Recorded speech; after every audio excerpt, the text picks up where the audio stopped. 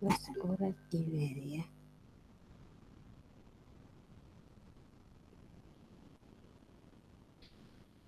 Catorce.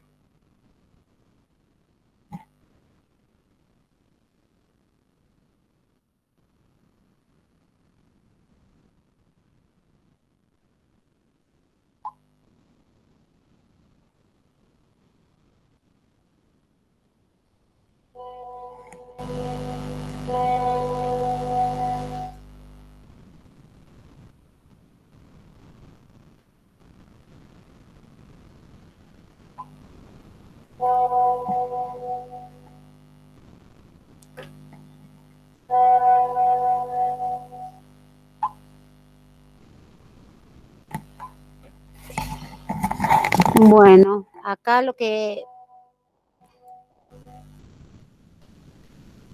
Un segundito.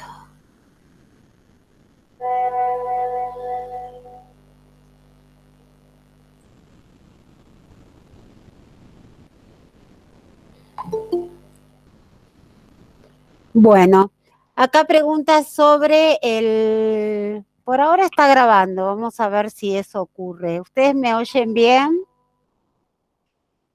Buen día, profe, sí. Buenísimo. Hola, ¿cómo estás? Bueno, hagamos este primer ratito entonces de contestar preguntas.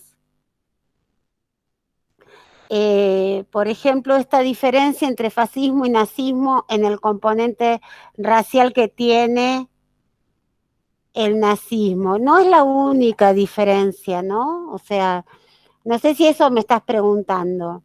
Eh, el fascismo es bastante anterior, en realidad, al nazismo, y tienen en común que ambos provienen del Partido Socialista, ¿sí? Pero el fascismo en particular, eh, Mussolini fue dirigente, fue de la conducción del Partido Socialista Italiano, la cual se va diferenciando. Pero uno de los elementos, por supuesto, es esta diferencia que el fascismo no tiene un componente racial tan marcado,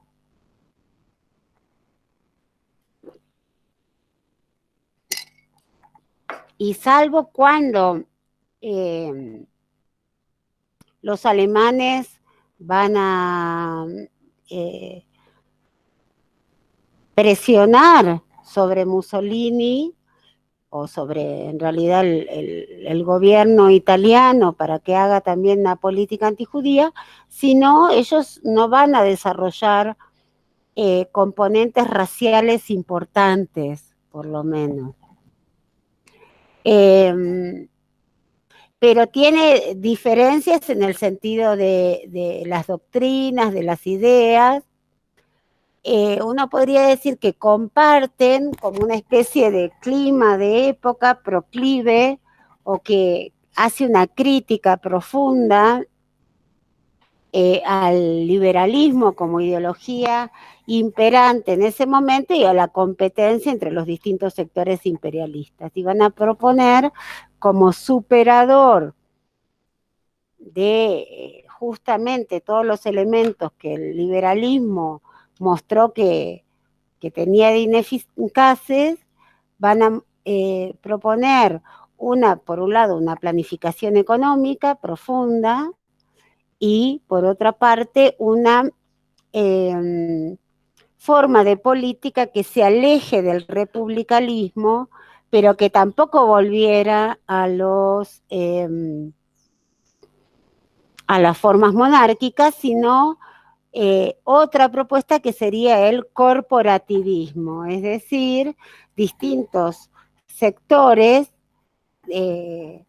las corporaciones serían entonces organizaciones sociales que se articulan a partir de sus actividades específicas, la iglesia, el empresariado, la universidad, los obreros, pero en sus organizaciones sociales eh, como una forma de superar los conflictos sociales que o los conflictos políticos que aparecían en la compulsa de partidos. Sin embargo, esto no redundaba en una amplitud de la democracia, sino en formas muy autoritarias de gobierno.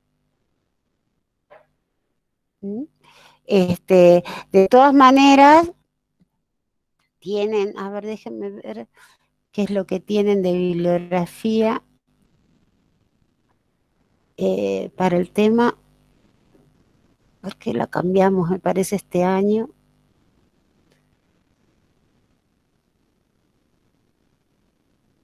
¿Mm?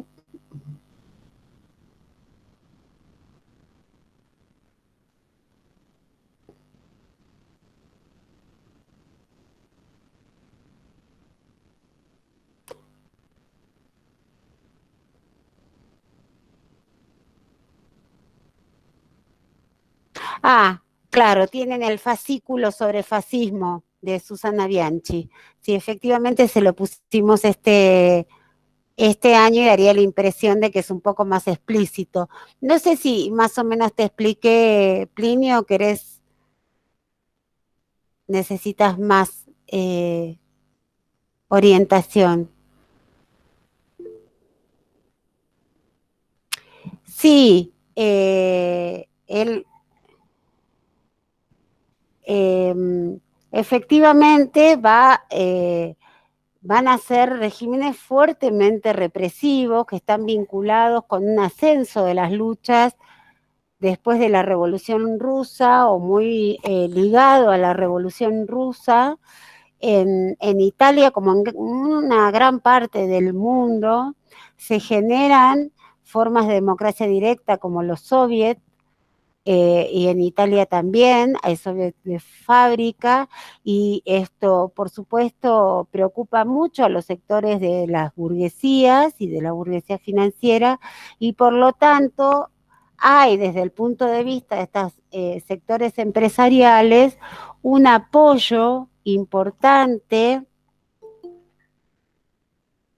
a estas ramas del Partido Socialista que se van separando, uno puede decir, del partido, y van a proponer estas formas, o sea, de la crítica socialista al republicanismo burgués y al liberalismo, eh, van a esta forma corporativa de la política y sumamente represiva, no solo con el socialismo, sino con todos los grupos que podían cuestionar de alguna manera las formas autoritarias de poder, ¿no?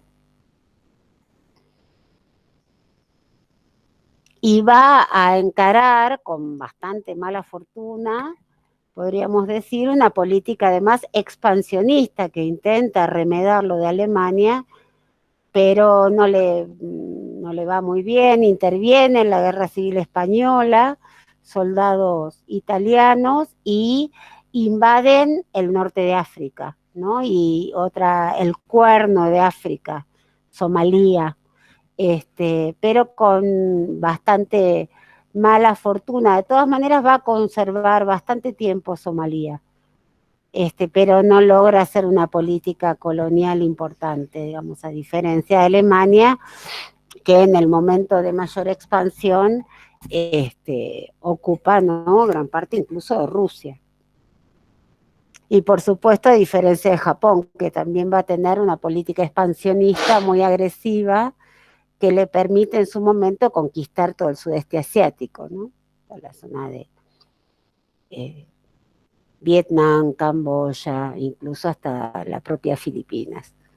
Y China, ¿no? O sea, toda la parte de Manchuria.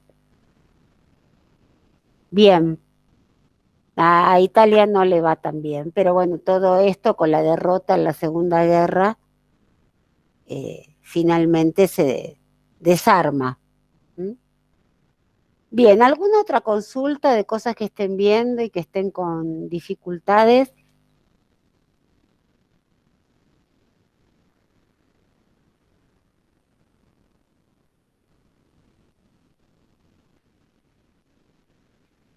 ¿Alguno que quiera consultar?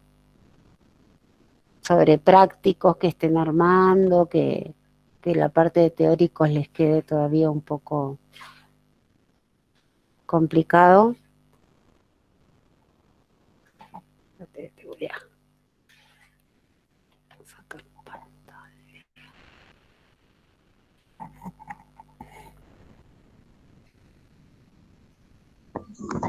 Profe, Decime.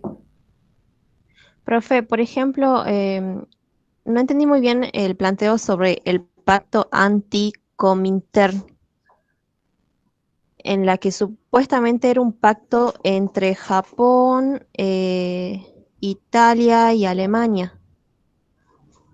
¿Puede ser? Bueno, pero esa es la alianza que entra en la Segunda Guerra, no es anti-Comintern. ¿Qué es el Comintern?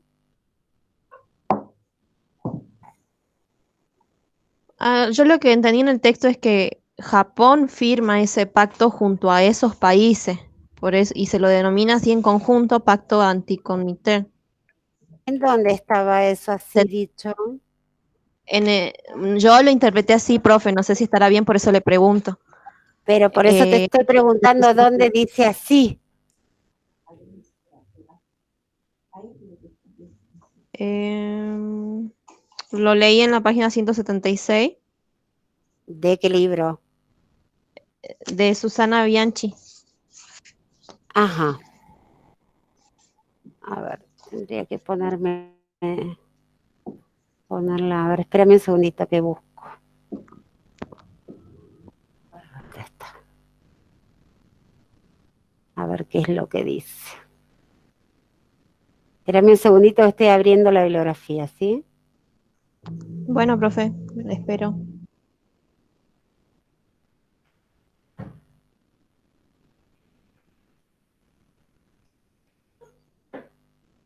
Ah, espera que no.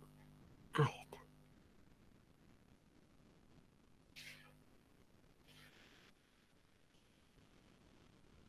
Error. Un segundito, ¿eh?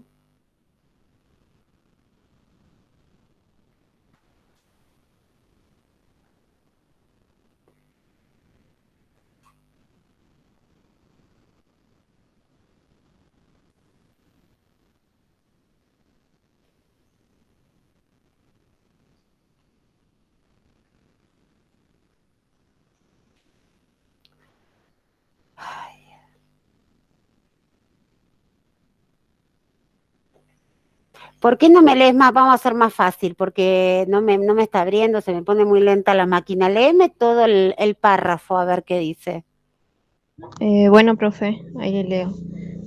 Em, Después de formar el eje Roma-Berlín, con el que participó en la Guerra Civil Española, y de firmar con Japón el pacto anti-Comintern, eh, anexó Austria y ocupó Checoslovaquia.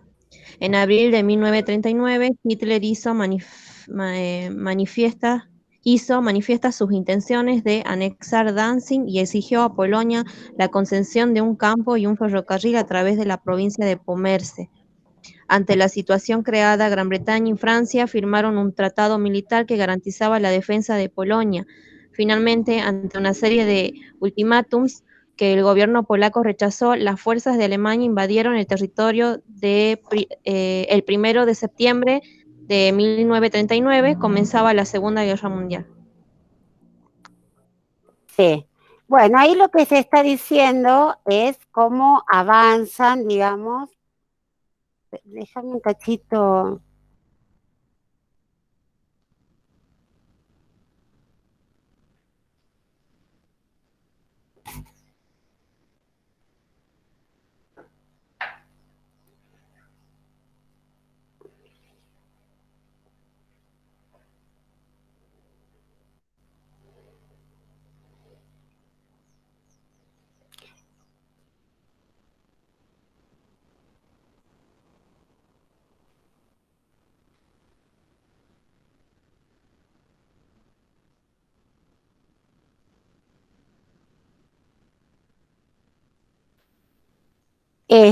La importancia que tiene ese pacto básicamente es que es un manifiesto anticomunista, en el sentido de que el comunismo que en ese momento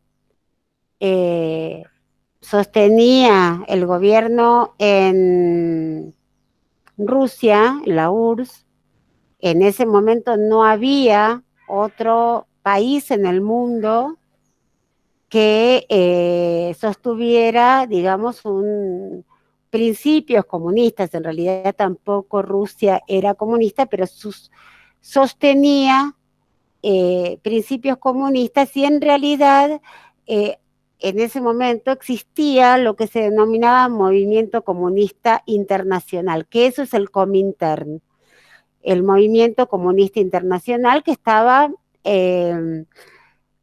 constituido por todos los partidos comunistas que en ese momento había en el mundo, que había en prácticamente todos los países, ya después de la Revolución Rusa, y estamos ya en la década del 30, después de la crisis, se había consolidado y en casi todos los países hay partidos comunistas. Esa organización internacional o internacional comunista es lo que se denomina Comintern.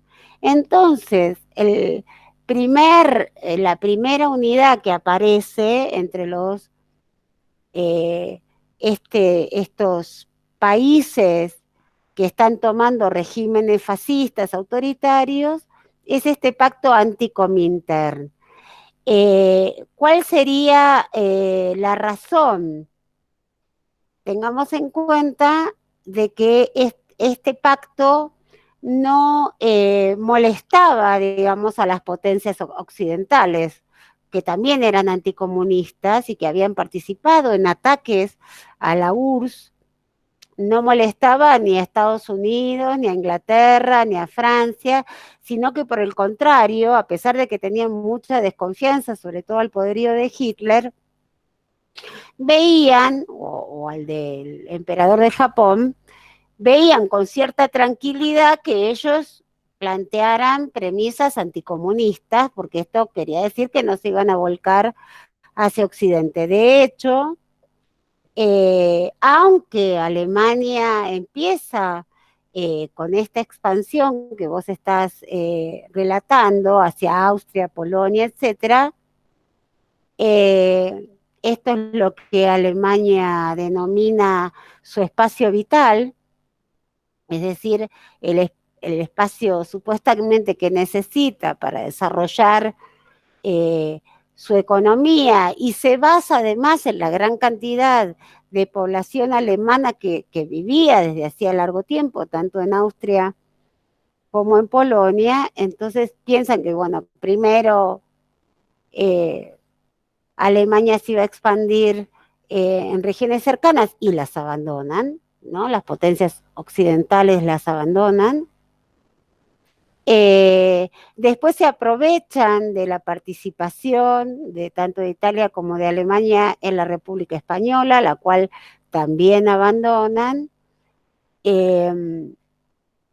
Hay una clase sobre esto en la radio, las grabaciones de las radios que les pusimos, y hacen este manifiesto anticomunista que entiende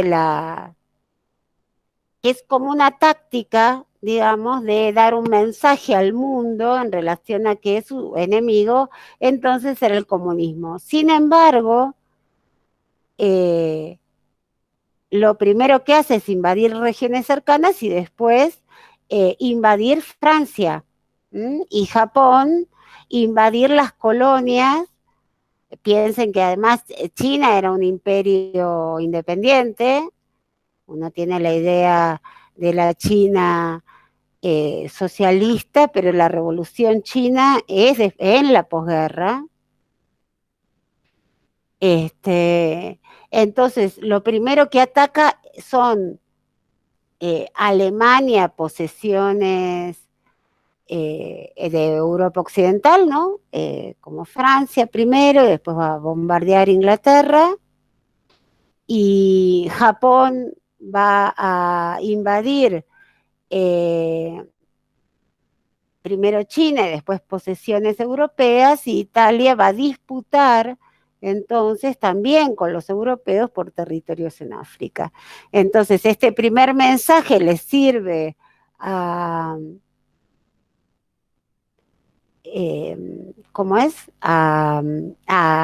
Sobre todo a Alemania, que es quien lidera este grupo de Alemania, Japón, Italia, para como distractor inicialmente del ataque hacia Occidente. ¿Mm? Eso es. Pero no tuvo mayor importancia porque rápidamente empieza la guerra, y la guerra empieza en el frente primero occidental y después abre el frente oriental y ataca a Rusia. En cambio, bueno, Japón inicia fuertemente su expansión hacia China, las potencias occidentales dejan hacer hasta que finalmente se incorpora Estados Unidos y empieza el enfrentamiento en Asia con tropas japonesas y norteamericanas, ¿no? Los europeos en general no van a tener participación, no puede, Francia está invadida, no puede defender sus colonias asiáticas, como particularmente Vietnam. Lo que conocemos como Vietnam en realidad se llamaba Annam y era colonia francesa desde el siglo XIX. Pero claro, Francia invadida no puede defender sus colonias, así que van a ser básicamente los norteamericanos los que van a participar en la disputa por el sudeste asiático. Bien, no sé si más o menos te contesté, Andrea. Sí, profe, gracias. Buenísimo. Bien, ¿alguna otra pregunta así de los trabajos que tienen que hacer? Hola, profe, buen día. Aldana, Sí, hola, ¿cómo estás? bien, usted. Contame. Yo tengo una Bien. duda sobre, no puedo encontrar la relación entre el imperialismo y el fascismo. No me quedó claro lo del la expansión imperialista. Yo tengo estoy en el trabajo práctico número 8. Bueno, para eso es muy importante que puedan trabajar primero con la idea de imperialismo, es decir, con estos cambios que genera la gran concentración del capital y la construcción de empresas monopólicas que exportan capitales.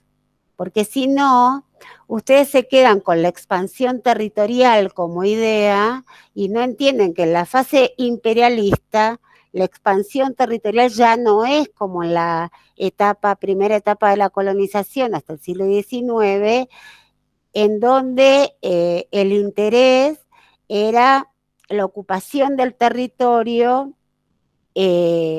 para, en todo caso, digamos, trasladar población de otros lados y obtener ganancias comerciales.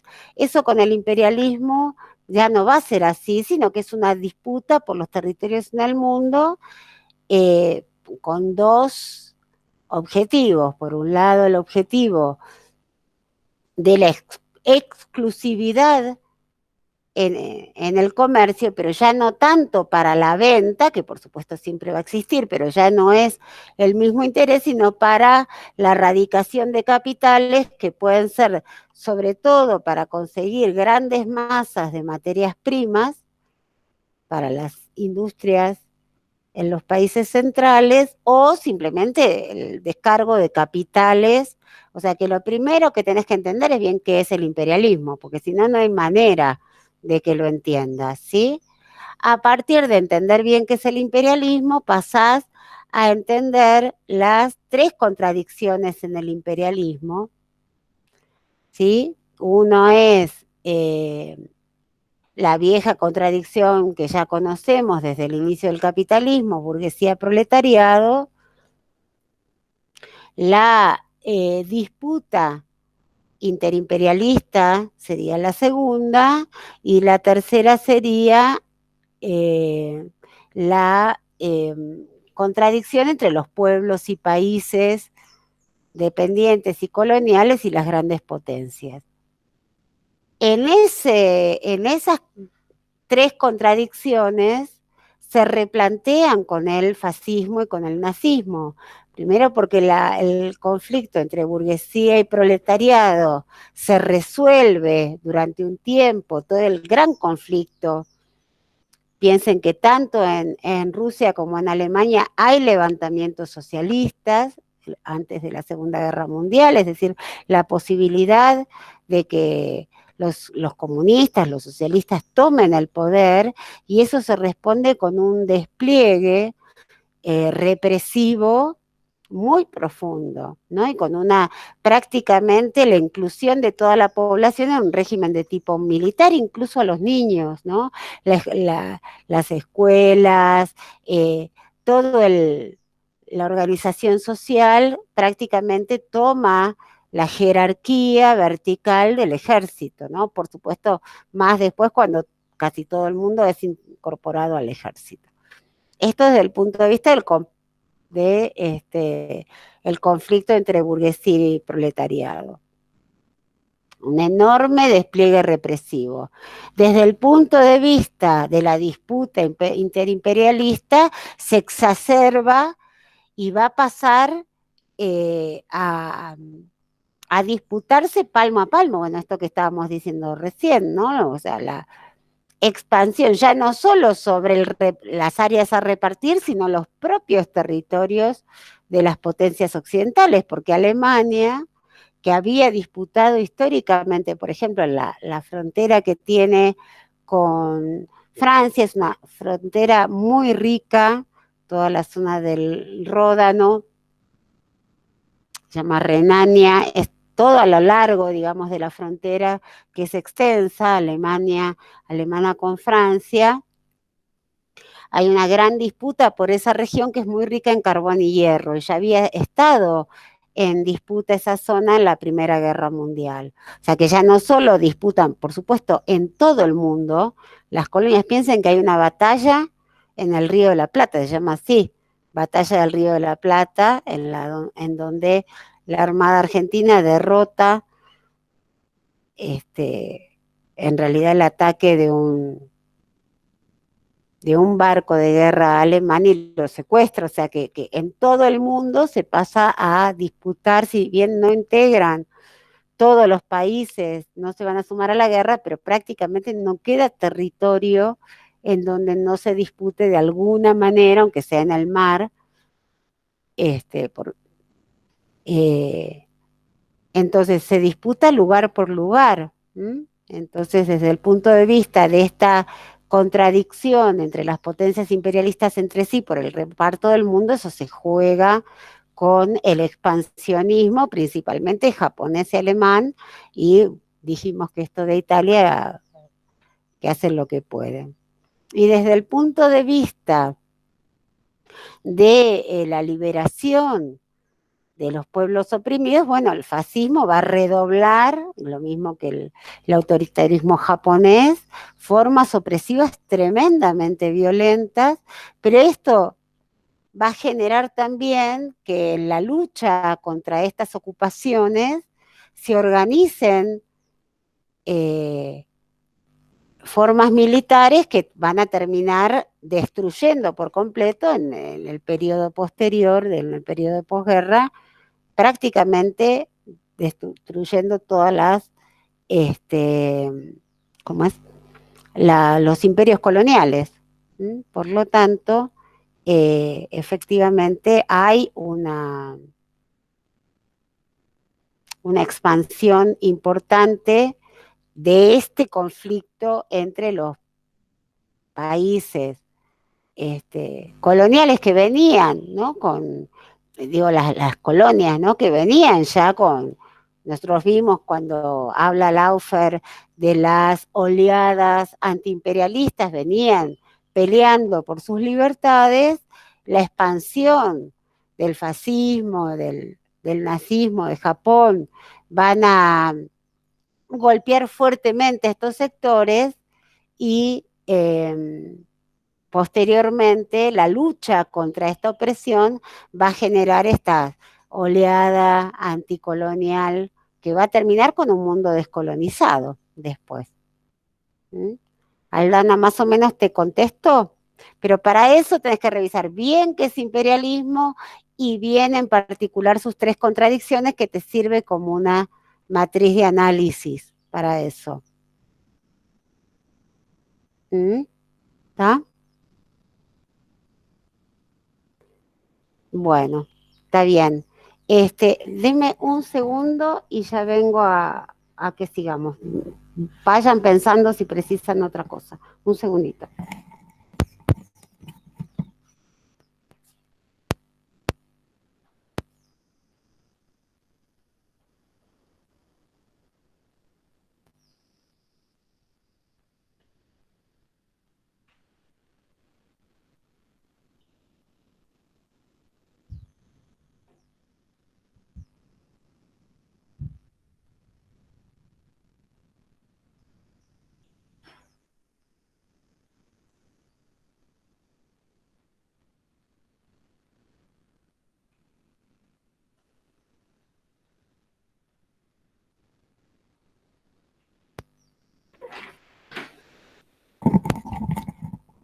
Bueno, ¿estamos? ¿Alguien más precisa algo?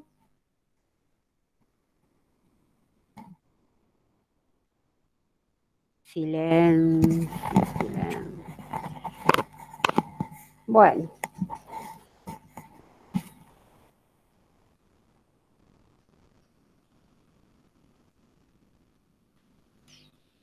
Bien.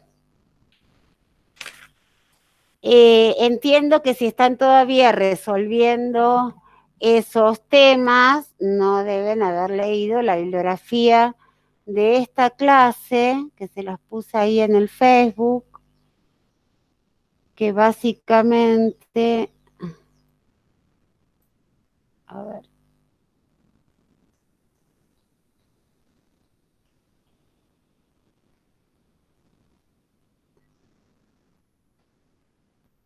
es un capitulito de BO que ya venimos trabajando desde los inicios, ¿no? Articula toda. Si uno dijera, bueno, ¿cuál es el libro que es la columna vertebral de esta materia? Es el libro de BO, ¿no? Que la recorre desde su principio hasta su fin. Y si bien nosotros no lo leemos entero, leemos una gran parte. Veo como es un manual de historia económica, está más centrado en los aspectos económicos. Y después tenemos un artículo de Ariel Slabuski y un artículo de Rubén Laufer sobre las nuevas formas ideológicas que toman el imperialismo.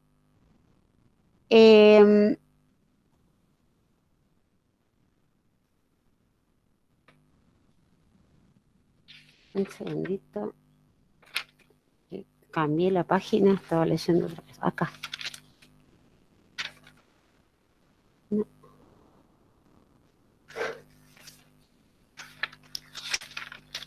Acá. Bueno. Profe.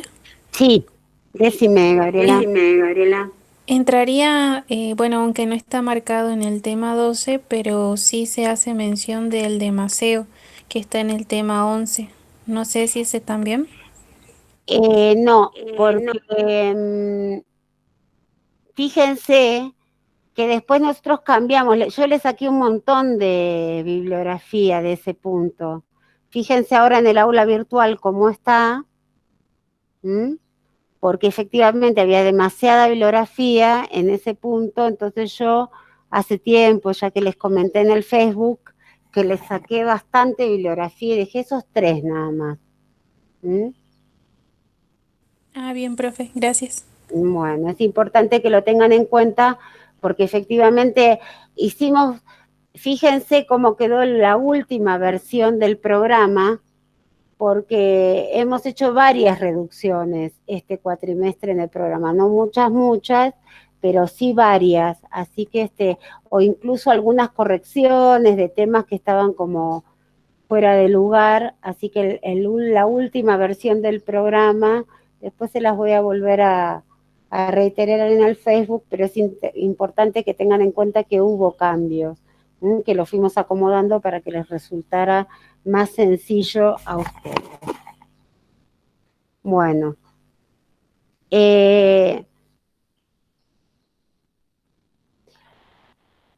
mientras toda la etapa de posguerra es una etapa en la cual se expanden las revoluciones socialistas y antiimperialistas y el movimiento democrático y el movimiento de toma de derechos, ¿no? Hay un programa de la radio en donde desarrollamos mucho esto de cómo hay un enorme movimiento, sobre todo en la década del 60, que no solo es anticolonial, sino que es de reclamos de derechos, ¿no?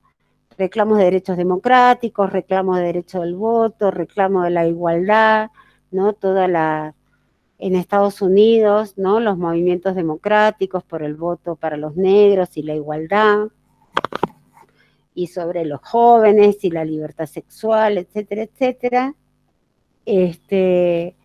Decíamos que mientras eso ocurre, también hay un movimiento contrario, ultraconservador, sobre todo a partir de la Guerra Fría, y entonces esta imposición por parte de Estados Unidos de políticas anticomunistas en todo el mundo. Tengamos en cuenta además que para Estados Unidos comunismo era cualquier cosa que no fuera pro-norteamericano. Incluso sectores democráticos dentro de Estados Unidos van a ser fuertemente reprimidos, y en particular los movimientos que se levantan. Ustedes piensen que después de haber tirado 2 bombas atómicas y haber mostrado el poder destructivo que eso tenía, cualquier incremento belicista se entendía como estar al borde de la destrucción de toda la humanidad, lo cual además era cierto, y Estados Unidos en este periodo de posguerra está varias veces al borde del inicio de una guerra, una nueva confrontación mundial. Por lo tanto, empiezan a desplegarse una gran cantidad de movimientos pacifistas, pero que son reprimidos también como si fueran comunistas. Es decir, todo lo que cuestionara la política expansionista, belicista, etcétera, de Estados Unidos, es como conceptualizado como comunista y reprimido. Bien, bueno, todo el desarrollo que han visto ustedes con Guerra Fría, en la década del 60 también la reconversión de la Unión Soviética en un país capitalista e imperialista, agresivo. Entonces, que esta disputa por el mundo que en la posguerra había empezado entre un régimen comunista o socialista y el capitalismo, en realidad después pasa a ser llanamente la disputa por el control del mundo entre estas dos superpotencias. Eso, digamos, va a llevar por un lado una gran carrera armamentista, el gasto de las grandes potencias, un gran gasto militar, la creación de la OTAN, el Tratado del Atlántico Norte, en donde las potencias occidentales van a intentar generar como un escudo contra el avance del socialismo, un escudo militar, ¿no? Con bases militares, con un gran despliegue armamentista. Y por el otro lado, la confluencia de intereses de los grandes capitales monopólicos imperialistas occidentales en, digamos, maximizar sus ganancias, que en principio empiezan por toda la inversión norteamericana en la reconstrucción de posguerra en Europa Occidental, pero también de neutralizar todos los impulsos de rebelión que los sectores populares, aún dentro de Europa Occidental, también tenían, por un lado, por efectivamente las penurias de la posguerra, pero también porque las potencias occidentales se habían mostrado completamente ineficaces para enfrentar a eh, las potencias del eje, Alemania, Italia, Japón, y también ineficaces, o sea, ineficaces para satisfacer las demandas de las mayorías, ineficaces para sostener sus colonias en todo este proceso de descolonización. Entonces, frente al gran cuestionamiento político, a la dominación de los sectores más, digamos, empresariales y la necesidad de maximizar las ganancias, van a confluir, decíamos, para una forma distinta de inversión de capital adentro de los propios países o las potencias imperialistas, que se va a dar en llamar estado de bienestar. Así lo van a encontrar en la bibliografía. Es una terminología desgraciada, porque el Estado nunca vela por el bienestar de toda su población, sino por su dominación. Esto lo hemos visto ya las veces que estuvimos trabajando con la bibliografía sobre Estado en general. O sea, el fin último del Estado es consolidar sistemas de dominación, pero, decimos, la manera en esta posguerra, por un lado, de frenar los elementos de rebeldía que venían con las demandas de una distribución del ingreso un poco más equitativa, y con un serio cuestionamiento, entonces, estos gobiernos de las potencias occidentales, entonces va a confluir cierta redistribución del gasto público con buenos negociados para los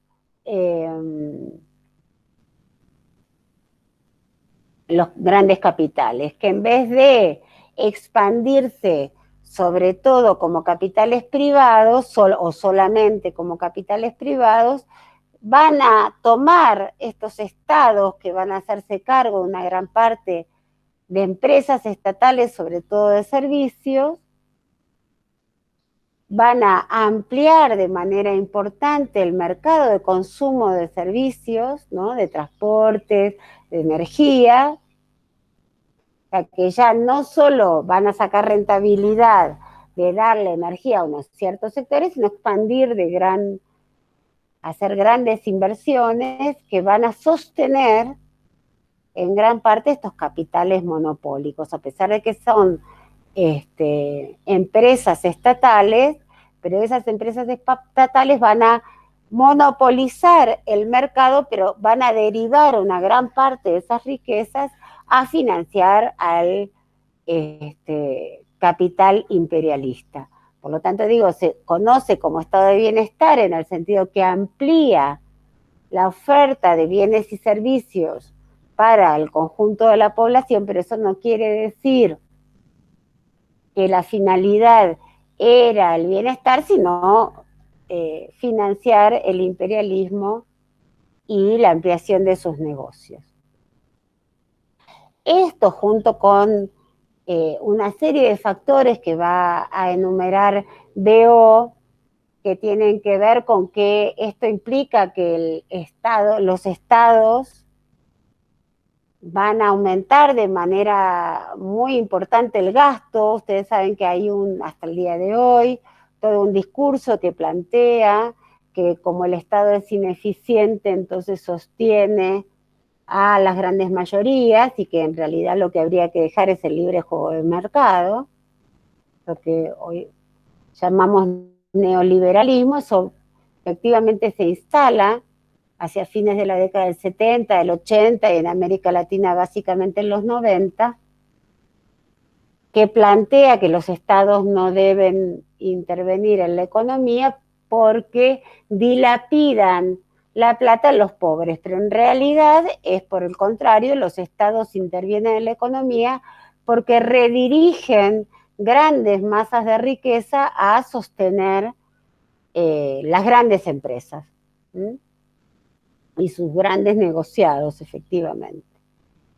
Entonces, esta reorientación del gasto público para financiar la inversión de capital va a generar también crisis económicas y cuestionamientos, y por el otro lado también los procesos de descolonización van a retraer hasta cierto punto riquezas que hasta ese momento utilizaban las grandes potencias en su favor y van a forzar también cierta redistribución de la riqueza. Entonces, por ejemplo, toda la crisis del petróleo, en donde una parte de los países, sobre todo de Medio Oriente, pero también Venezuela y México, los grandes productores de petróleo van a imponer, digamos, nuevos precios que les van a permitir apropiarse, aunque sea un poco, de la renta petrolera, también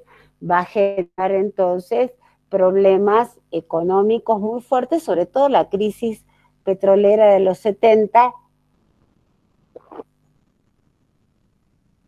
que va a afectar muchísimo el mundo occidental y en particular, digamos, a las empresas imperialistas que se mueven fundamentalmente con petróleo. Esto va a generar entonces una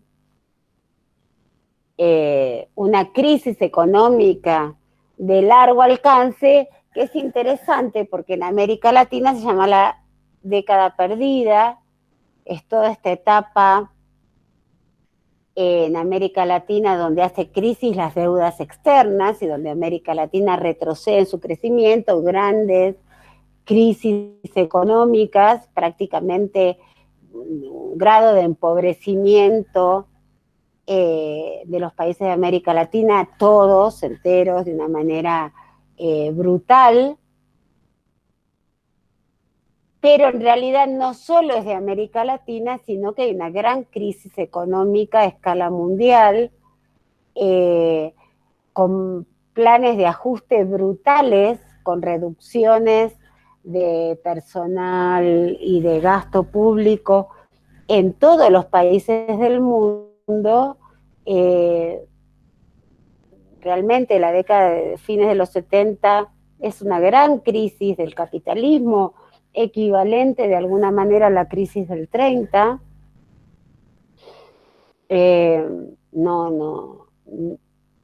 No se salva ninguna parte del sistema capitalista. Y esto da paso a lo que después se conoció como globalización. Esta globalización entonces es hija de esta gran crisis, por una parte, de la exacerbación de la disputa interimperialista y también, en ese caso, de un cambio de estrategia en la Unión Soviética, en donde el cuestionamiento a su política colonial, que venía encubierta por expansión del socialismo, pero que no era más que rapiña imperialista, hace que los propios pueblos que estaban adentro de este dominio de la Unión Soviética, del mercado del Pacto de Varsovia, se levanten contra esa dominación y hagan caer el régimen socialista y el Pacto de Varsovia en el mismo movimiento, digamos, esto que se conoce como la caída del muro de Berlín que no tenía que ver con la Revolución Rusa en absoluto, sino que era un muro construido ya en el momento expansivo, donde Rusia ya se había convertido en un país imperialista y tenía que ver con su disputa por el mundo. Entonces estos pueblos sometidos, pueblos, podríamos decir, como parte de la oleada anticolonial, se levantan contra el dominio de esta Unión Soviética, que era Unión Soviética de palabra, socialista y soviética de palabra, pero que era una superpotencia imperialista. En este sentido, entonces, el término globalización, como lo va a trabajar Ariel Slavutsky, se plantea como un término polifuncional, digamos, que tanto habla, o sea, cuando nosotros hablamos, bueno, de globalización, ¿qué quiere decir globalización? En principio quiere decir un mundo en donde ya no existen dos superpotencias, un mundo multilateral, donde hay diversas dominaciones, por supuesto se mantiene Estados Unidos y Rusia. En el inicio surge como un emergente importante con una fuerza expansiva notoria, Europa, que intenta distanciarse entonces del dominio de Estados Unidos y conforma lo que después va a ser la Comunidad Europea, y empieza a desarrollarse lo que Laufer va a conceptualizar como multilateralismo o política de bloques, ¿no? La política en donde para poder hasta cierto punto liberarse de la tutela de las dos superpotencias, tanto Europa como el sudeste asiático van a empezar a conformar uniones aduaneras, básicamente aduaneras, comerciales, para generar mercados internos más amplios, pero también para dividir tareas entre las distintas potencias, ¿no? Entonces, administrar de alguna manera el espacio de los monopolios dentro de bloques para lograr mejoras en la competencia entre los distintos monopolios entre sí. Entonces, lo primero que aparece es esta despegue, podríamos decir, de Japón, Alemania, y cada uno va a liderar entonces bloques económicos, uno en el sudeste asiático y el otro en una alianza europea, y mucho después, ¿no? Aparece el fenómeno de China y la India, ¿no? Que ya son mucho más recientes. Pero entonces, la globalización básicamente lo que quiere decir es, por un lado, que con la caída del Pacto de Varsovia va a haber un solo mercado, y ese mercado es un mercado capitalista. Esto es lo que realmente se globaliza, porque otros elementos de globalización ya son viejos, ¿sí? Como fenómeno nuevo, lo que se instauraría hacia fines de la década del 80, y sobre todo se empieza a conceptualizar más en la década del 90, es un mercado mundial capitalista unificado, y digamos, los sistemas liberales, republicanos o occidentales de alguna manera como régimen político dominante, aunque en ese sentido todavía queda, bueno, sobre todo China, que por supuesto no es socialista, es un país capitalista, pero con un régimen político diferenciado. China, Cuba, uno podría decir regímenes políticos más diferenciados, pero sobre todo una gran unificación del mercado a nivel mundial.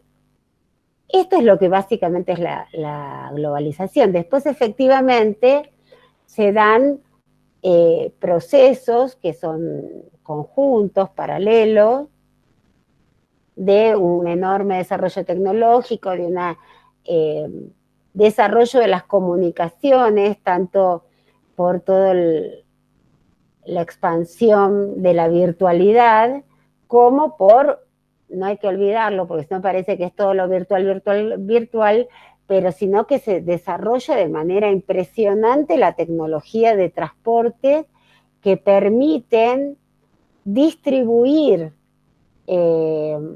mercaderías en todo el mundo en inmensas cantidades. Entonces, eso permite alejar los mercados productores de los mercados consumidores. Y en su momento, los mercados más importantes consumidores en Europa y Estados Unidos, la industria tenía que estar concentrada en Europa y Estados Unidos. ¿Con qué problema? Primero que estaban lejanos, no tanto Estados Unidos, que es un gran productor de materias primas, pero de todas maneras no tiene todas, pero sí es Europa, son mercados muy alejados de las materias primas, pero además la fuerza de trabajo, tanto europea como norteamericana, es la fuerza de trabajo más cara.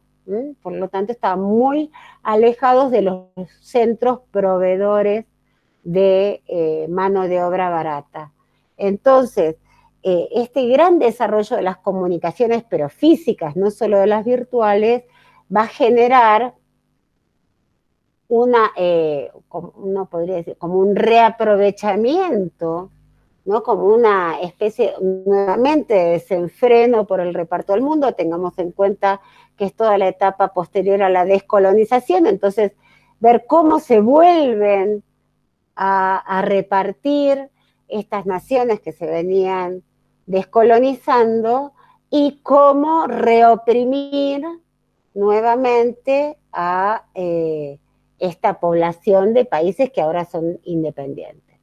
Entonces, para eso es muy importante que revisen Gastiasoro y que podamos reflexionar sobre estas formas como las deudas externas, como una forma de reenlazar la venta de armamentos, el apoyo a gobiernos autoritarios, es decir, una serie de mecanismos que van a impulsar nuevamente el dominio de las potencias sobre el mundo. La diferencia es que ya ahora no va a ser ni solo Europa o Europa y Estados Unidos, como a principios del siglo XX, sino que en esa disputa se incorporan, por supuesto, Rusia, China, y otros participantes que van a entrar en estas disputas.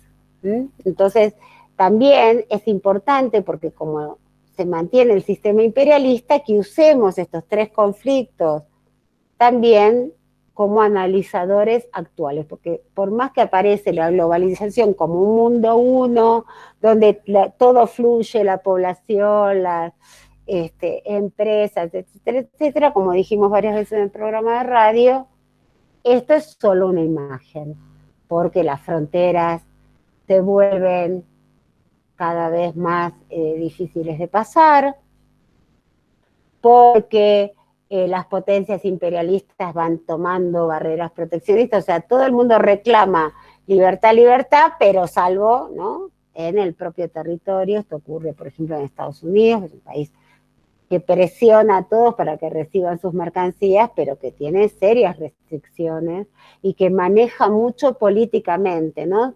Si vos permitís que Estados Unidos ingrese con muchísimos capitales, te va a dejar que le vendas limones, ¿no? Esta es la relación con la Argentina. Bien, entonces, por un lado, lo que nosotros podemos decir que alude esta idea, yo quiero decirles además que ustedes son muy jóvenes, que no se habla tanto de globalización, cuando en la década del 90 todo era culpa, todo lo bueno, todo lo malo que ocurría en el mundo era culpa de la globalización. Por ejemplo, Este reordenamiento del territorio mundial en relación a dónde se va a producir trabajo con valor agregado, ¿no? Desarrollo industrial, generó oleadas de desocupación masivas en muchos lugares del mundo, porque se empezaron a localizar fábricas en lugares donde la mano de obra era más barata y se destruyeron en aquellos lugares donde la mano de obra había logrado recibir mejores condiciones. Y esto produce procesos de desindustrialización feroces, tanto en Europa como en Estados Unidos y también en América Latina, sobre todo en los países más industrializados, por ejemplo la Argentina, hay una destrucción de la cual la Argentina no se ha recuperado nunca, nunca más volvió a tener el parque industrial y sobre todo la proporción de generación de riqueza industrial por habitante como antes de la dictadura militar del 76. A partir de ahí en adelante la industria argentina se destruye de manera cíclica. Entonces, esto que genera enorme desocupación y pérdida de derechos de los trabajadores, se le da como un argumento supuestamente involuntario, que es que el desarrollo tecnológico de la globalización genera desocupación. Pero el desarrollo tecnológico lo único que genera es que sea necesario para la producción por pieza, digamos, de menos cantidad de fuerza de trabajo. Eso lo resolvés de dos maneras, digamos, o echando a la gente, y entonces ahorrando las empresas, o ampliando el mercado, que más gente pueda, con salarios altos, ¿no? Pueda consumir y por lo tanto ampliar ese mercado.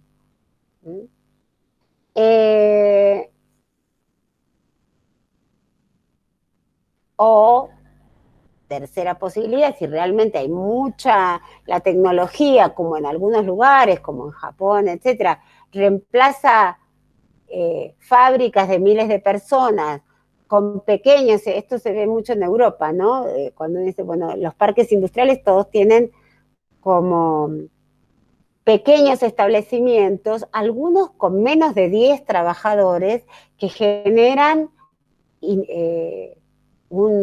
manejando robot, digamos, una producción enorme. Ahora, si esto es así, entonces podría también reducirse la jornada de trabajo. Si el mundo produce lo que necesita consumir en mucho menos tiempo que en el siglo XIX, lo cual es así, bueno, podemos empezar a no tener que trabajar 24 horas, digamos 18 horas, sino reducir la jornada laboral. Sin embargo, justamente la excusa de la expulsión de fuerza de trabajo y los procesos de desindustrialización generan un gran trauma a todos los sectores obreros, que van a permitir que se les quite prácticamente todas las conquistas obtenidas del siglo XIX. Por eso para nosotros es tan importante que ustedes estudien todo esto de cómo avanzan las conquistas, las 8 horas de trabajo, las vacaciones, los aguinaldos, las condiciones de trabajo aceptables, salubres, todo esto, porque efectivamente ustedes forman parte de una generación que prácticamente desconoce las conquistas laborales. Eso llega a nuestra situación actual, en donde se considera ya con la pandemia que el salario es una, ¿cómo es? Un beneficio, que es una suerte tener salario, porque efectivamente hay miles y miles y miles de desocupados, pero el salario no es más que la retribución de una pequeña parte de la riqueza que generan los trabajadores. Por lo tanto, por supuesto que el salario no es de ninguna manera un privilegio, sino que es un derecho, sino que además todos hacemos trabajo gratuito y generamos mucha más riqueza de lo que consumimos. Yo ya lo hemos ido estudiando. Entonces es muy importante que ustedes además vayan registrando cómo en estas sociedades no se va presionando para abaratar el costo de la fuerza de trabajo, y eso, digamos, ha generado una inmensa pérdida de derechos de los sectores asalariados en el mundo.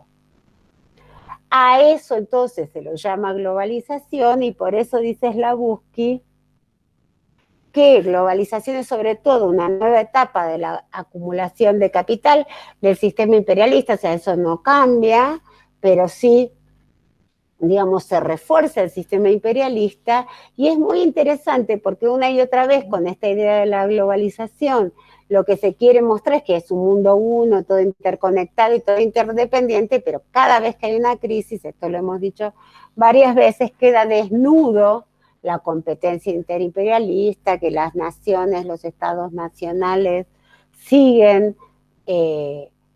disputando por el mundo, que estas interconexiones esconden que atrás están los intereses de cada potencia imperialista.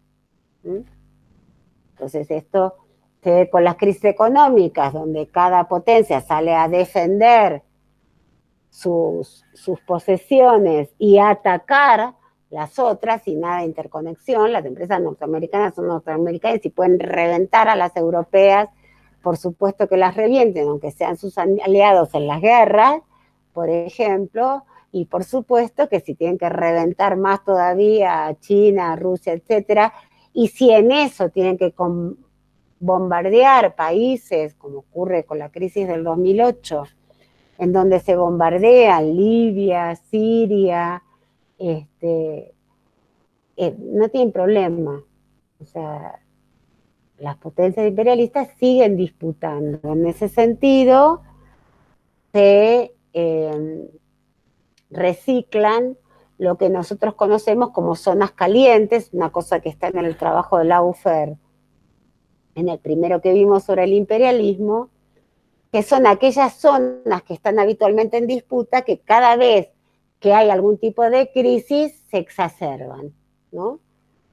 Medio Oriente, las zonas petroleras, las fronteras entre China y la India, el este europeo, ¿no? Todas estas guerras a repetición que hacen estallar la ex Yugoslavia, pero que ya eso había estado en conflicto desde antes de la Primera Guerra, y siguen siendo zonas calientes. Por ahora esa zona, bueno, no es la zona que ahora iba a decir está un poco más tranquila, pero por la zona más occidental, pero la más oriental de esa misma zona está en este momento con enfrentamientos bélicos. Por supuesto, la zona del Caribe, ¿no? Esta permanente amenaza sobre Cuba, sobre Venezuela. Entonces se exacerba la disputa interimperialista en las zonas calientes. Lo que también, entonces dijimos que sí va a ocurrir, pero que esta no es globalización, es que las superpotencias mantienen una ventaja que es sobre todo la ventaja bélica, es decir, tanto Estados Unidos como Rusia tienen, digamos, un poder de fuego que todavía supera a todas las demás, pero eso va siendo contrastado de alguna manera con el desarrollo del poderío militar chino, sobre todo, pero también la India, ¿no? Como que van perdiendo su exclusividad en la hegemonía. Otro elemento que es interesante es cómo el gran cuestionamiento, todo el proceso de descolonización, genera un gran cuestionamiento al sistema imperialista. Y por lo tanto el imperialismo tiene que reciclar el discurso por el cual legitima sus privilegios, ¿no? O sea, si se acuerdan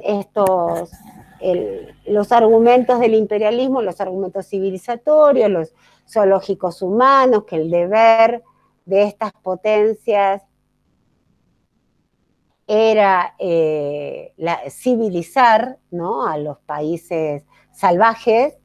Eso ya después de la Revolución Rusa en particular se cambia por un discurso que es el de la cooperación y el desarrollo, sobre todo en la posguerra, ¿no? Esto es una de las cosas que plantea Gaciasoro, que en todo el proceso de descolonización, justamente por el grado de devastación en la cual están los países descolonizados, es bastante fácil desarrollar este argumento de la importancia de que la cooperación, es decir, que las naciones desarrolladas, supuestamente, más ricas, van a colaborar para que las demás se desarrollen. Bueno, ya sabemos que son algunos del imperialismo que sacan riquezas y a pesar de que se puede, por ejemplo, limitadamente industrializar, en vez ya de vender solamente bienes, materias primas, reciben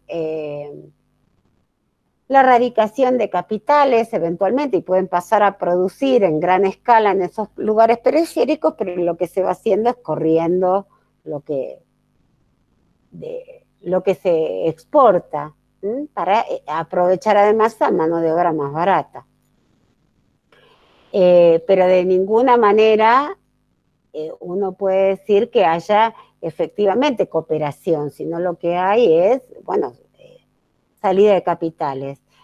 Ayer que yo les había puesto esta invitación para el cuestionamiento del 12 de octubre, digamos, justamente mi exposición estuvo centrada en cómo la Comunidad Europea en el año 1992 utiliza el argumento del quinto centenario de la conquista, por un lado para hacer enormes festejos, pero además para desembarcar nuevamente, sobre todo vehiculizados desde España y sus ventajas culturales, digamos, el idioma y la historia común, con un argumento de que no era conquista, que era encuentro de dos mundos, y con otra vez, ¿no?, todo el discurso de la cooperación y el desarrollo para hacer desembarcar todos sus capitales y disputar con Estados Unidos con bastante buen resultado en la década del 90, ¿no? Si ustedes recuerdan, sobre todo las economías de Argentina, México y Brasil van a relanzarse, van a recibir una gran masa de capitales europeos, básicamente españoles. Ustedes recuerden que en ese momento es el momento de las privatizaciones. Sí, está grabando. Y esta etapa de las privatizaciones en toda América Latina va a beneficiar de manera importante van a usar el desprestigio, digamos, de Estados Unidos y sus políticas de dominación, y el prestigio de Europa y sobre todo lo que di ayer, sí, después les comparto. Sí, está muy bajito, la verdad que está medio mal el sonido, pero sí, está. Justamente como se usan esos festejos para reenlazar y el desembarco de los capitales europeos en estos países, sobre todo Argentina, Brasil y México, pero también Chile, Venezuela, Colombia. En el caso de la Argentina decíamos, bueno, esta entrega, ¿no?, del patrimonio nacional, decimos entrega porque no es que se vendieron. Ustedes recuerden que, por ejemplo, Aerolíneas Argentina, los Iberia, que es la empresa estatal, o sea, todo el argumento es que tienen que ser capitales privados, porque los capitales estatales son ineficientes, pero los aviones se venden a una empresa estatal española, los teléfonos se venden a empresas estatales españolas y francesas. Es decir, que en gran parte todas las empresas de energía, ¿no?, de luz, a estatales españolas y francesas, el gas, ¿no?, a empresas también de consorcios europeos. Entonces, y que nunca fueron pagados, digamos. En el caso de Aerolíneas, por ejemplo, es un caso paradigmático porque lo primero que hace Iberia es sacarle las rutas a Aerolíneas. Ustedes saben que las rutas, hay rutas que son monopólicas de las que se llaman líneas de bandera.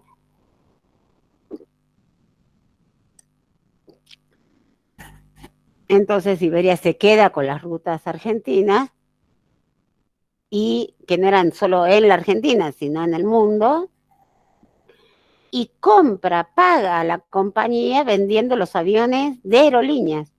Aerolíneas no le quedó un solo avión. Cuando el Estado argentino vuelve a comprar Aerolíneas, no había aviones. Así cualquiera podría haberlo comprado yo también, porque si puedo vender el activo de una compañía para pagar lo que yo le debo, por supuesto el pasivo le había quedado al Estado argentino, ¿no? Y así con todo, ¿no? Estos son ejemplos de esto que se denomina entonces globalización. Una consecuencia de este nuevo periodo es que lejos de se generan ganancias extraordinarias para todos los AHZ, no sé qué es, Plinio.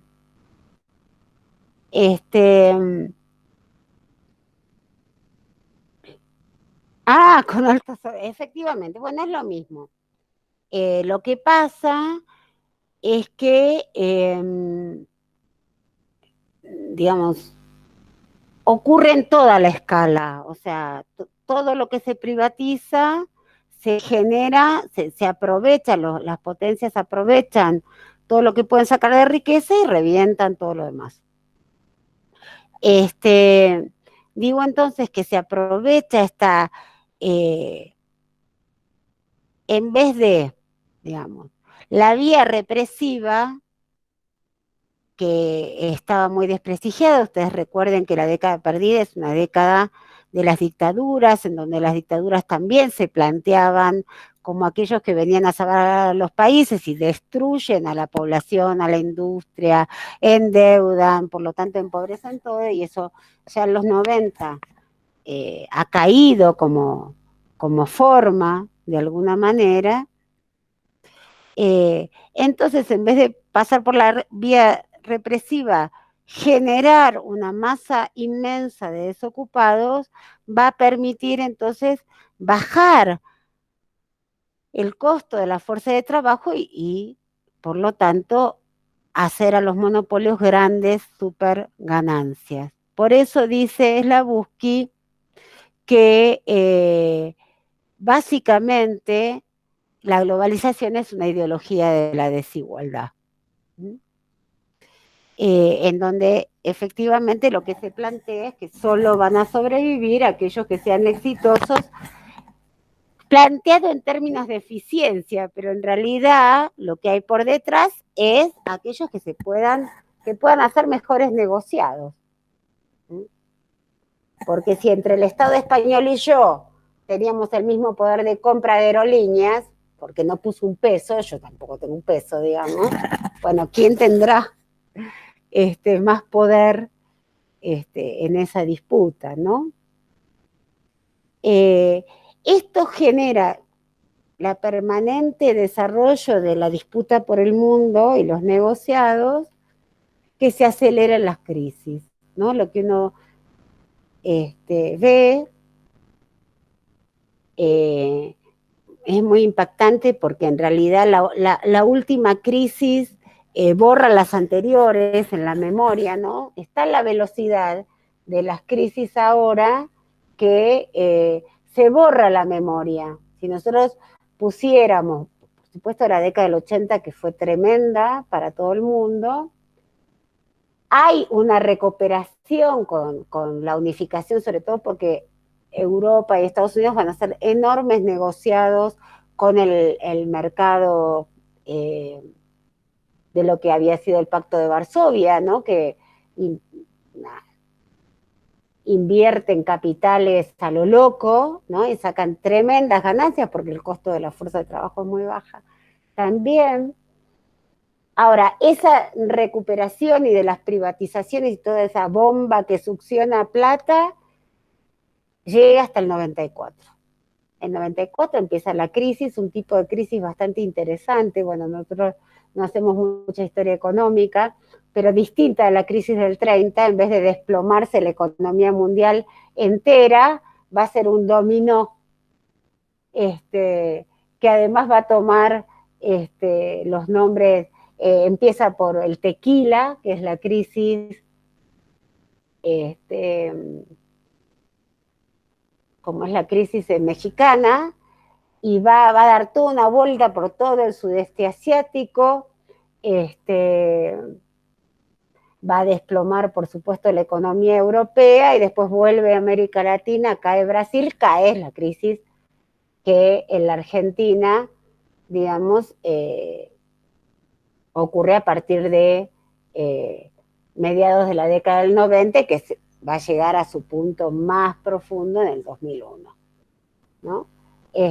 Así que duró 3, 4 años, fue una crisis muy, digo, la bonanza de la globalización, 3, 4 años, y después se desploma nuevamente, y después, a partir del 2001, empieza a recuperarse levemente la economía mundial, vuelve a tener ganancias Estados Unidos, Europa, etcétera, y en el 2008 vuelve a desplomarse la economía mundial. No sé si ustedes se acuerdan, pero ha sido una crisis catastrófica, ¿no?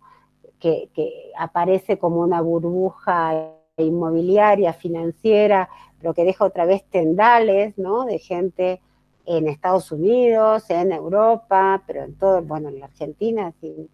Y es esta crisis de la cual no nos estábamos recuperando de alguna manera y que ahora con la pandemia se recrudece, ¿no? O sea que las crisis pasan a ser más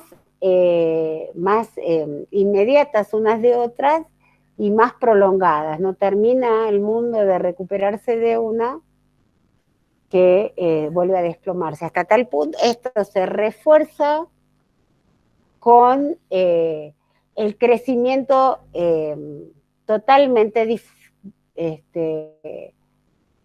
exacerbado del sistema financiero internacional. Porque hoy, si todo el mundo decidiera cambiar sus bonos por riqueza, no habría manera, porque hoy en el mundo circula en el mercado financiero el 1.1 de la riqueza mundial.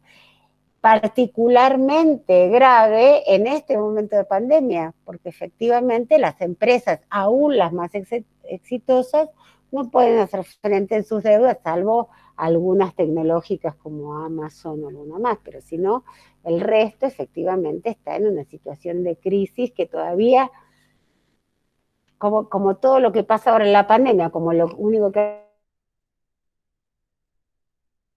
cantidad de contagios, entonces no se ve, pero así como hay tantos incendios, no sé si recuerdan que para esta época, el año pasado, estábamos con el tema de los incendios en Australia, en Brasil, en Bolivia y en la Argentina. Bueno, ahora no se habla casi nada de eso, pero el mundo está todo incendiado otra vez con todos los problemas, ¿no? De emisiones de gases y de calentamiento global, ¿no? Millones y millones y millones. Bueno, lo mismo pasa con la crisis. Es decir, nadie habla de esto, pero en realidad el grado de destrucción de la economía capitalista es inmenso. Y eso, como siempre sabemos, se recarga las espaldas de aquellos que pagan las crisis. Bien. Venía diciendo entonces que por el gran, así como habíamos dicho, esto lo dejé, lo retomo, que en la primera etapa del imperialismo el argumento era la civilización, en la segunda, después de la posguerra, es la cooperación y el desarrollo, y después, como eso también queda, ya todo el mundo sabe que cuanto más te ayudan, más te sacan, entonces empieza a haber otros argumentos. ¿Sí? Básicamente para eso les puse, porque me resultó interesante el artículo de Laufer del imperialismo bueno, es decir, que no vendría a explotar y ya nadie le cree que coopera, entonces nos viene a salvar, ¿no? Y entonces aparecen, ¿a salvar de qué? Del terrorismo internacional, como argumento imperialista, se invaden regiones porque hay terroristas que atacan el mundo, ¿no? Y entonces aparece esta idea, ¿no? de terroristas por todos lados, lo conocemos, porque atacan al narcotráfico, son productores de drogas, cuando sabemos que el problema principal es el consumo de las drogas, no habría quien les venda si no hubiera quien compre, el principal mercado comprador por lejos de las drogas es Estados Unidos, sin embargo se ataca, ¿no? Se intervino militarmente, sobre todo toda la zona cocainera, Bolivia, Colombia, ¿no? Y también Libia, bajo la acusación de narcotráfico, y se interviene también en la salvaguarda de la democracia, ¿no? Contra países supuestamente autoritarios, ¿no? Como si el gobierno norteamericano fuera un gobierno superdemocrático, ¿no? Entonces las intervenciones también en Medio Oriente, en países africanos, muchas veces arreando, ¿no? Porque van Naciones Unidas, pero ya sabemos que Naciones Unidas es propiedad de Estados Unidos, no es un organismo donde todos tengan la misma decisión. Entonces muchas veces van tropas multinacionales, pero básicamente defendiendo los intereses imperialistas, ¿no? Y tratando de hacer negocios cada uno. Entonces estos argumentos, nueva argumentación es interesante porque ya veníamos viendo otros argumentos.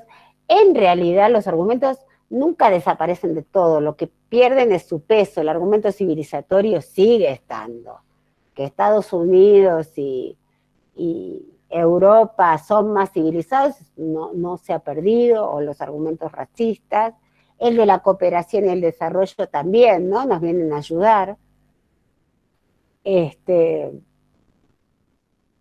Pero en gran parte ya ninguna persona que más o menos pueda estudiar seriamente la historia puede creer que eso puede llegar a ser una ayuda. Desde el punto de vista, quiero terminar, tenemos un ratito nada más, desde el punto de vista de la cultura, porque nuestra materia se llama Historia Social de la Cultura, hay un cambio cultural, ese sí que no tiene vuelta atrás, y es el de la tecnología, el uso del tiempo, es decir, por un lado, efectivamente la tecnología nos permite liberar gran parte de nuestro tiempo, pero también, y ahora se ve mucho más que nunca, nos ha vuelto hiperproductivos. No hay, al haber reducido los desplazamientos, al poder hacer trabajo a distancia, al poder generar riqueza a distancia, los trabajadores se han vuelto hiperproductivos como nunca. La variedad de ocupaciones que podemos llevar adelante también, entonces imagínense qué posibilidades de pluriempleo habría cuando una persona trabajaba 12, 18 horas en un establecimiento. Ahora, los docentes, por ejemplo, podríamos trabajar, y de hecho muchos lo han hecho, ¿no? En múltiples tareas, de múltiples cosas, se ha aumentado la productividad de manera impresionante, se ha aumentado el consumo de manera impresionante y el uso del tiempo ha cambiado mucho. Y el otro cambio cultural fundamental es que en este mundo que parece que todo se oferta y que podemos consumir cualquier cosa, ¿no? Porque uno puede ahora ver series de la India o leer libros de cualquier lugar del mundo, etcétera, etcétera. Sin embargo, todos sabemos que el nivel de control de las ideas, de los consumos, se ha estirado hasta niveles desconocidos nunca. porque ahora se te meten en el sueño, en la diversión, mucho más que antes, ¿no? Y esto que supuestamente permite una gran diversidad, redunda en una enorme uniformación, ¿sí? Porque se han roto todas las barreras.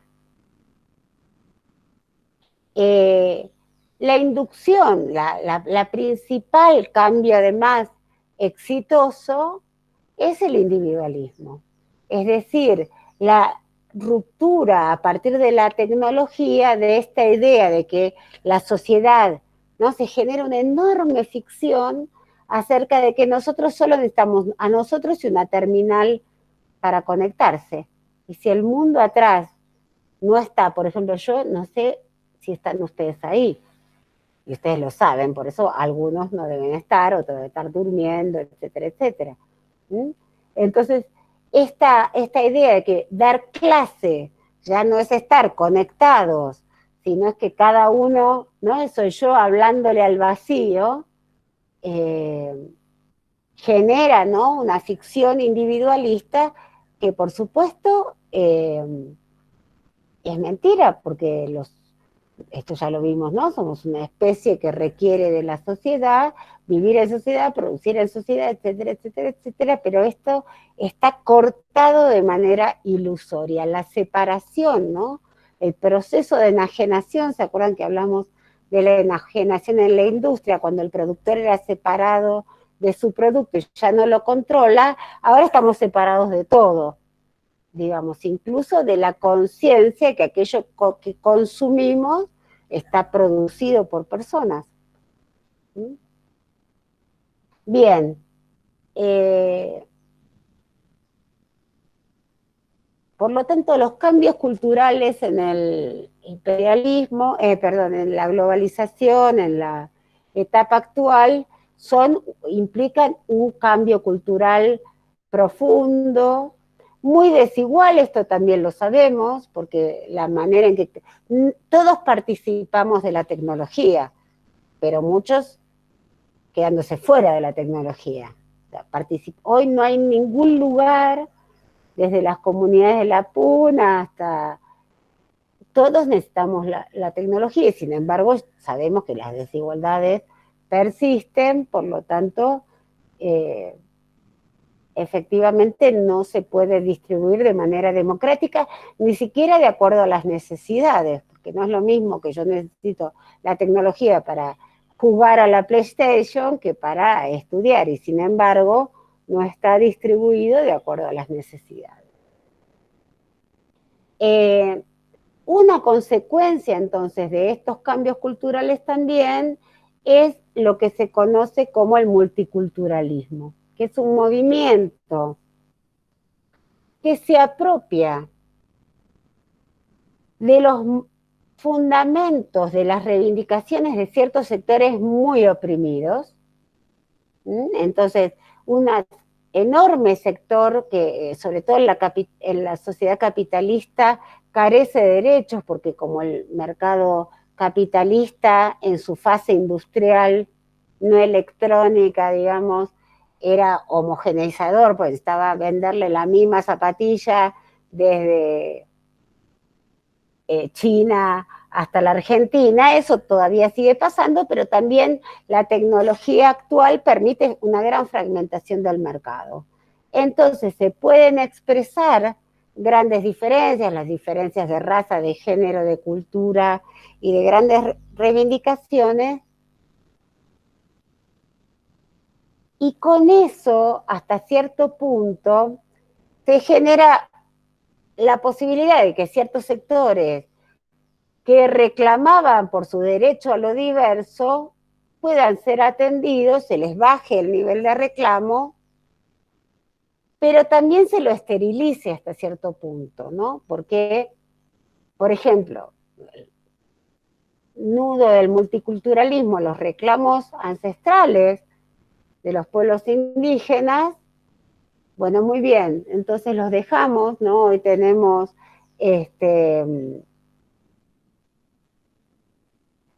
la posibilidad de que todo el mundo hable su lengua, se escriba en todas las lenguas, todo eso, pero la tierra no. o las comunicaciones no. ¿Mm? Entonces se apropian de los fundamentos de la diversidad, pero se les quita hasta cierto punto lo que, o sea, se apropia del discurso, vas a poder, tenemos casamiento de las parejas del mismo género, bueno, este tipo de cosas, pero los fundamentos del capitalismo se refuerzan en vez de erosionarse. Necesito que me esperen un minuto.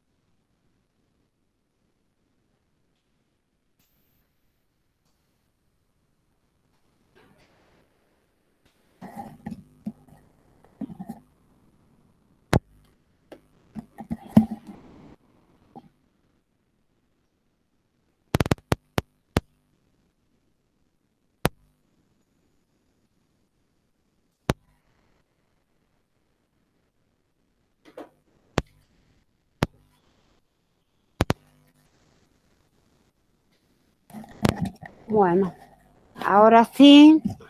Entonces decíamos que toma las reivindicaciones, pero en realidad esos derechos a los cuales se accede, que son muy importantes, no resuelven de fondo las condiciones de vida y de existencia de las grandes mayorías. Podrán satisfacer algunas demandas muy puntuales, pero no se resuelven, ¿no? Entonces, a esto es lo que se denomina multiculturalismo. En ese sentido, digamos, se plantea la posibilidad de diversificar la oferta y por lo tanto se permite diversificar la demanda a partir de esta fragmentación de identidades. Pero el sistema capitalista, en vez de que estas identidades lo pongan en cuestión porque las ataca, en realidad son incorporados, ¿no? Entonces, digamos, se puede usar vestimenta indígena, lenguaje indígena, etcétera, etcétera, pero si te saco las tierras o no te permito producir o bloqueo los mercados para tus producciones, vos tenés derecho a la identidad, pero lo que ocurre es que los pueblos van perdiendo, ¿no? Su población, sus posibilidades de seguir adelante, ¿no? En el caso de la quebrada Humahuaca, es un caso importante, porque en el mismo momento, ustedes piensen que en el año 94, la Constitución, la reforma constitucional, toma el derecho de los indígenas a sus propias tierras, y en el mismo momento la declaración, unos años más tarde, 10 años más tarde, de la quebrada de Patrimonio de la Humanidad y el boom turístico, destruye los circuitos comerciales, los circuitos de pastoreo, muchas formas. Entonces vos podés tener tu idioma, pero una parte de esa gente tiene que salir de lo que hacía, ¿no? Y no puede llevarlo adelante, ¿no? Bien, desde el punto, y esto con lo último, desde el punto de vista, el grado de desarrollo del capitalismo que nosotros empezamos en el siglo XVI a seguirlo, es tan brutal que en este momento los riesgos del sostén de este sistema están a la vista, ¿no? Todos sabemos que esta pandemia no es un problema de la naturaleza, es un problema de, y ni siquiera de un solo pueblo, sino de cómo se produce la deforestación, la forma de producir los alimentos, las grandes, el calentamiento global. Es decir, que se ha dejado a la Tierra al borde del colapso, o sea, no al borde, sino ya caídos en el precipicio del colapso, con consecuencias en el futuro inmediato que no pueden soslayarse. Es decir, efectivamente el grado de deterioro es muy grande y por lo tanto el grado de catástrofes es enorme y va a seguir multiplicándose. Con lo cual, esto es producto del desarrollo capitalista en general, pero la aceleración en la segunda mitad del siglo XX y en lo que va de ahora es tan completa que, bueno, efectivamente se hace mucho más, si bien hay conocimientos y factores para frenar de alguna manera el deterioro. Fíjense lo que pasó ahora con la pandemia, ¿no? Vimos las aguas transparentes y la aparición de los animales, ¿no? Como que la naturaleza se veía, estas fotos satelitales, ¿no? Donde la Tierra estaba respirando de alguna manera, y eso hoy se acabó, ¿no? O sea, ya gastamos o sea, ya se ha vuelto la actividad industrial, etcétera, por lo tanto los niveles de contaminación, de calentamiento, etcétera, se siguen incrementando de manera mayor, y prácticamente de este par de meses de respiración no han generado mayores elementos beneficiosos, sino que se ha mantenido la destrucción. ¿Mm? Bueno, lamento que terminemos la última clase con una perspectiva pero es que así estamos, ¿no? En este grado de gran complejidad de la situación hacia el futuro, y la necesidad, como siempre, de conocer y de comprender para hacia adelante hacer otra cosa, porque esto así no se sostiene ni un rato más. ¿Mm? Bueno, no sé si alguno quiere plantear alguna cosa. Estaríamos terminando.